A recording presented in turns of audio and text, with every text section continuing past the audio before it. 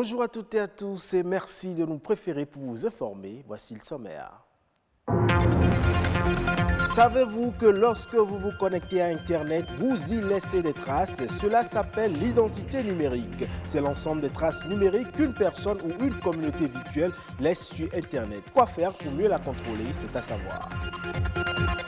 Eux, ils négocient des titres financiers et travaillent la plupart du temps pour le compte d'un établissement bancaire ou d'une société de bourse. On les appelle traders. Zoom sur ce métier.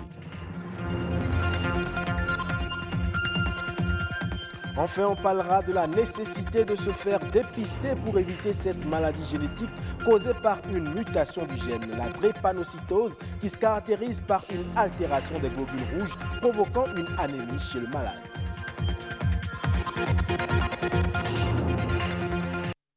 À nouveau, bonjour. Je l'annonçais dans les titres, on parle de cette maladie génétique héréditaire grave de l'hémoglobine. Elle se caractérise par la destruction massive et rapide des globules rouges, ce qui peut évoluer vers une anémie. Cette maladie, c'est la drépanocytose. Et s'il était, il y a encore quelques années, difficile, voire même impossible de la traiter, aujourd'hui, il y a un nouvel espoir pour les malades souffrant de la drépanocytose, celui du dépistage et du traitement le plus tôt que possible. Un médecin pédiatre nous en dit davantage.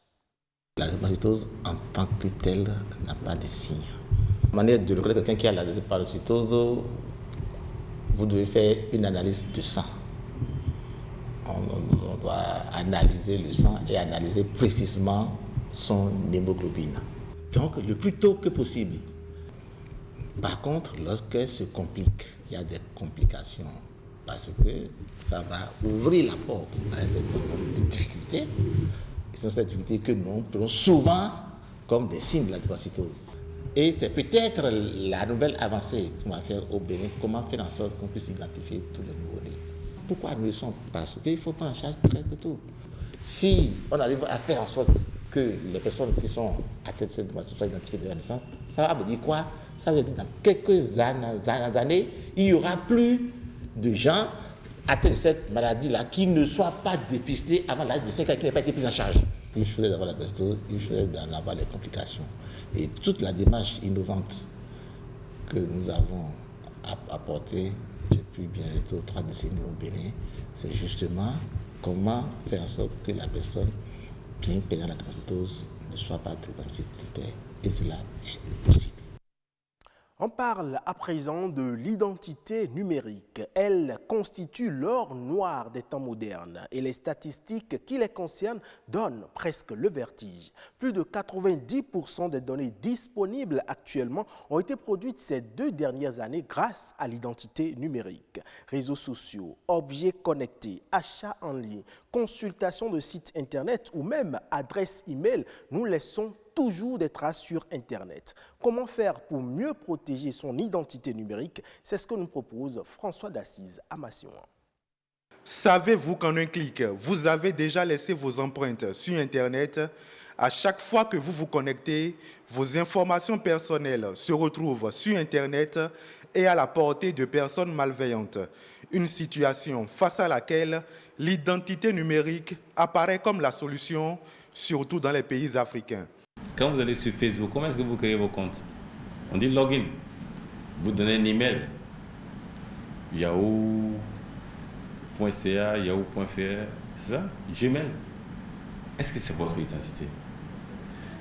L'identité numérique, surtout au Bénin, ça te donne droit à un numéro d'identité unique. Ça, c'est ton identité. Les données sont au Bénin et sont en Afrique. Nous sommes tous colonisés. La première des choses quand je me réveille, c'est le WhatsApp. Qui sait où sont les données de WhatsApp? Une interrogation qui peut même se transformer en inquiétude.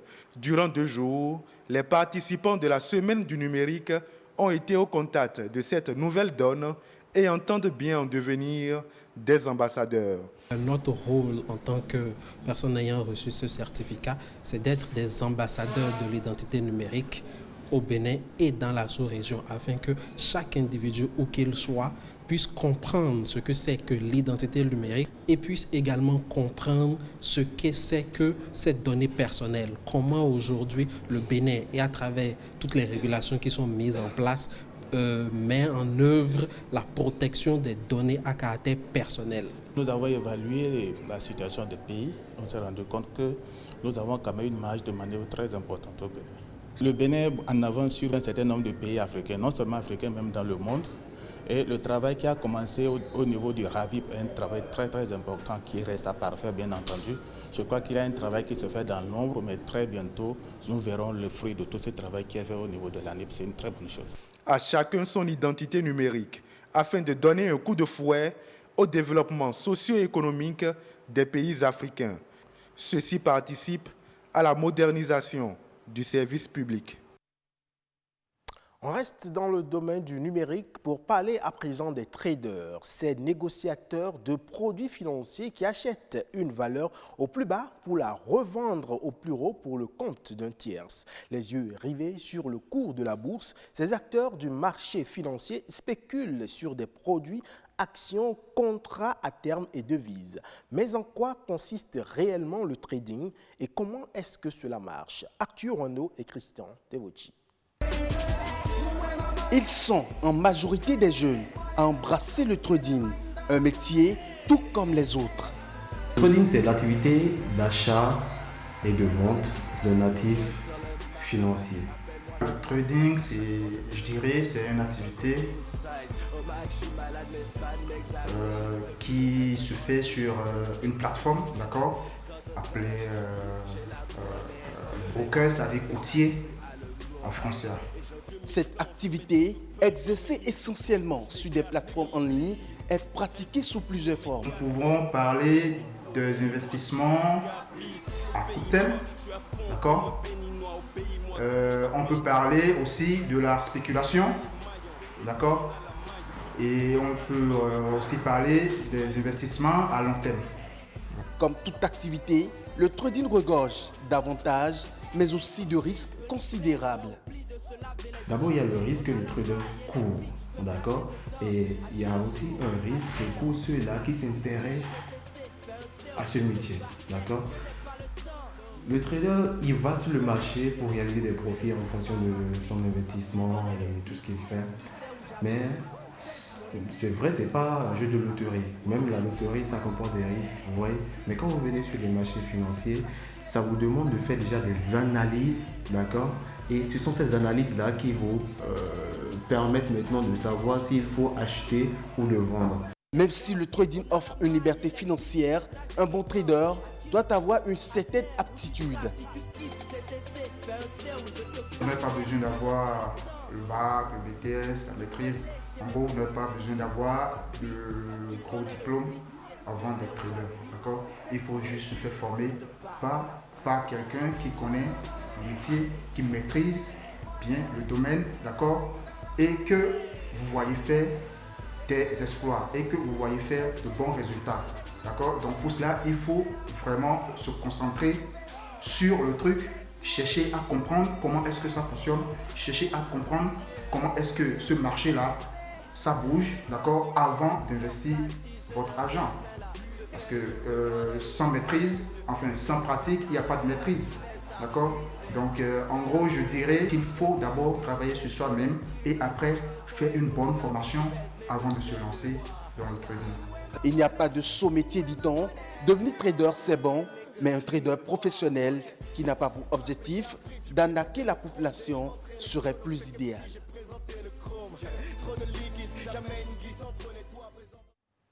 On ouvre à présent la page des nouvelles brèves pour dire que les États-Unis d'Amérique vont fournir plus de 54 milliards de francs CFA au programme alimentaire mondial et aux organisations d'aide internationale afin de leur permettre d'assister sur le plan alimentaire des personnes affectées par les inondations au Soudan du Sud, notamment dans les États de Jonglei et du Nil supérieur. En effet, les inondations ont aggravé des conditions déjà précaires pour plus de 900 000 personnes personnes au Soudan du Sud. Déjà en octobre dernier, le gouvernement avait déclaré l'état d'urgence en raison des pluies torrentielles enregistrées dans le pays en 3 mois. La Norvège vient d'allouer une enveloppe de plus de 2,374 milliards de francs CFA au Malawi pour la seconde phase du programme pour une approche globale du secteur agricole. Le programme en question vise à augmenter la production, la productivité et la diversification des cultures agricoles. Un accent particulier sera mis sur la promotion des technologies résilientes au changement climatique, les nouvelles variétés agricoles et les pratiques agricoles améliorées. Le programme court de 2018 à 2021 et devrait toucher 350 000 personnes à terme dans 12 districts du pays. Et c'est la fin de cette édition. Merci pour votre aimable attention. Le prochain rendez-vous de l'information, c'est à 19h45.